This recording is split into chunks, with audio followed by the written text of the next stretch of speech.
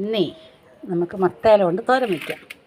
അതിന് കുറച്ച് മത്തയില പിച്ചിക്കൊണ്ട് വന്നു, അതിനാവശ്യമുള്ള കാന്താരി കൊണ്ടുവന്നു, എന്നിട്ടൊരു മാങ്ങ അടന്ന് വീണ് കിട്ടി.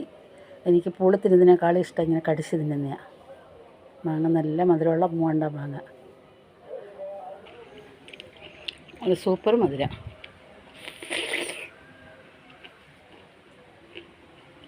നമ്മുടെ പപ്പായക്കകത്ത് ഒരു പപ്പായ പഴുത്ത് അടുത്തത് പഴുക്കാൻ പോകുന്നു. ചെന്നപ്പോഴത്തേക്ക് കള്ളക്കാക്ക കൊത്തിക്കളഞ്ഞ്. ഇനി അത് തിന്നാൻ പറ്റത്തില്ല, അത് പോയി. എന്നിട്ട് നമുക്ക് ഓരോ ഇലയും കയ്യിലിട്ട് ഇങ്ങനെ കസക്കി കസക്കി എടുക്കാം. അത്ര അതിൻ്റെ അരം കുറയും.